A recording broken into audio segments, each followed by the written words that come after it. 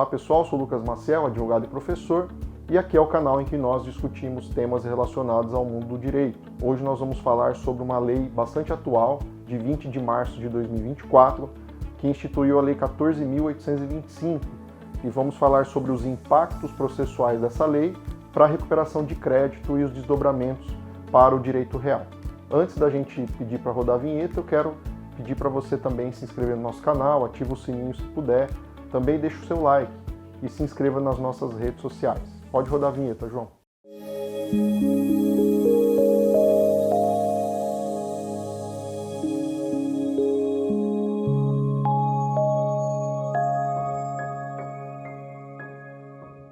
Bom, pessoal, como nós já mencionamos, hoje nós vamos falar sobre a Lei 14.825, de 20 de março de 2024, que instituiu uma mudança significativa na Lei de Registro Público e cria um inciso 5º no artigo 54 desta referida lei. Eu vou ler aqui o texto legal para vocês, só para vocês poderem ter conhecimento do que se trata.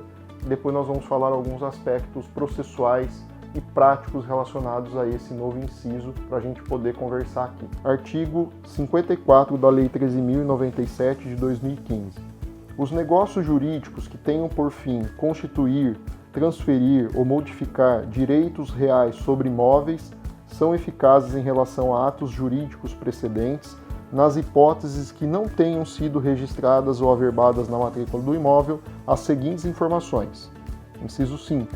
Averbação, mediante decisão judicial, de qualquer tipo de construção judicial, incidente sobre o imóvel ou sobre o patrimônio do titular do imóvel, inclusive a proveniente de ação de improbidade administrativa ou oriunda de hipoteca judiciária. Portanto, pessoal, essa novidade introduzida aí pela Lei 14.825, ela tem um impacto bastante significativo e nós temos que interpretar esse inciso 5 à luz do artigo 792 do Código de Processo Civil, uma vez que nós temos que entender o contexto dessa modificação que modifica bastante coisa na questão aí de direitos reais relacionados dentro do direito processual. Antes da gente avançar, vale a pena mencionar aqui com vocês que essa questão envolvendo imóveis, questão de registro dessas eventuais penhoras, qualquer tipo de restrição processual, é algo que é bastante antigo já e que gera muito problema. Só para poder contextualizar, o que esse inciso está tratando é quando uma pessoa que tem uma dívida,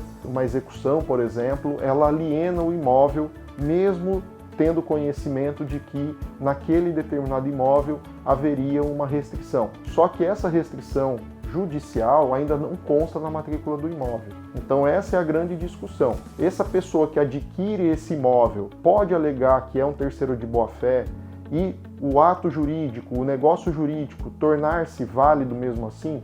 Então essa é a grande celeuma que ocorre nesse caso. Então há uma briga judicial muito grande, várias jurisprudências, várias discussões relacionadas a isso. Então esse inciso 5, ele vem para tentar diminuir essas discussões, dizendo que o que vale é o que está na matrícula do imóvel. Então, se não estiver na matrícula do imóvel, em tese, esse terceiro que adquire pode ser considerado terceiro de boa-fé.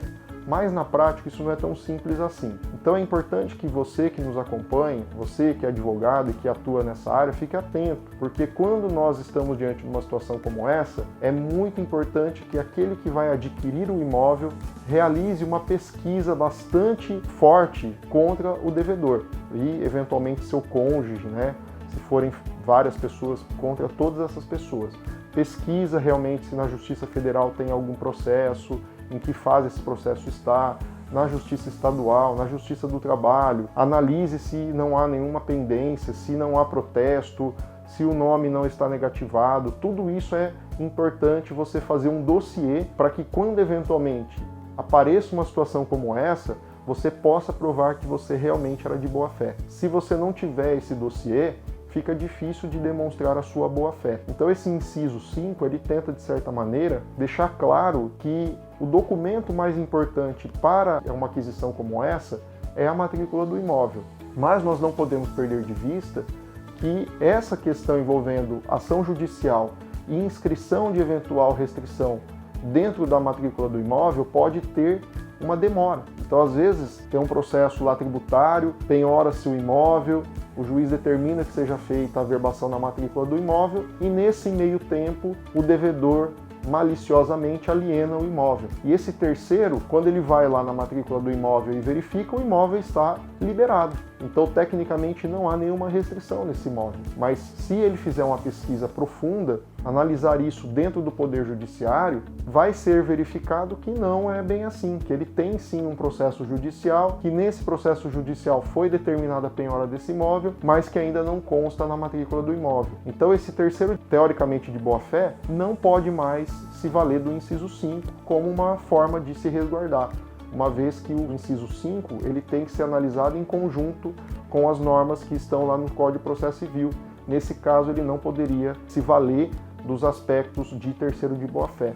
Então tem que tomar muito cuidado, porque senão isso pode ser um pretexto para que hajam aquisições por pessoas que estejam de má-fé, se passando por compradores de boa-fé. Então é necessário que haja todo um cuidado, uma cautela.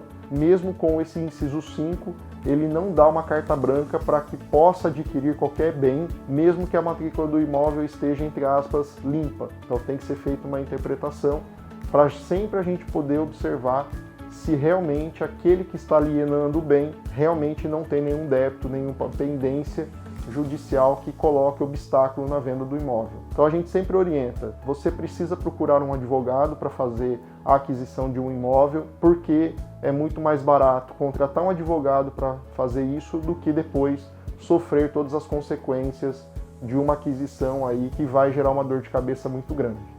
Isso acontece muito em casos reais e a gente tem que tomar muito cuidado, porque depois você entra numa briga judicial aí que se arrastará por anos e anos e você corre o risco de perder aquele imóvel que você adquiriu com muita dificuldade. Então esse inciso 5, ele sempre deve ser interpretado juntamente com o artigo 792 do Código de Processo Civil e, obviamente, prestigiar aquele que adquirir de boa fé.